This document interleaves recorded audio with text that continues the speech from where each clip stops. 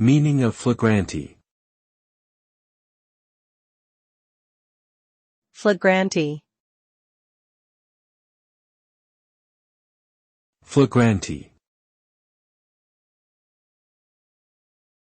Flagrante. Flagrante.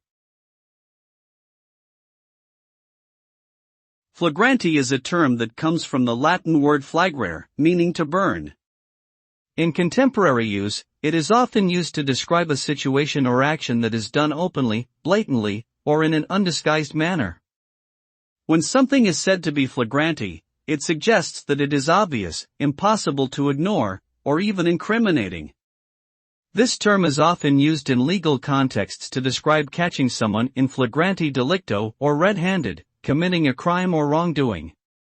Overall, flagrante implies a sense of brazenness, shamelessness, or audacity.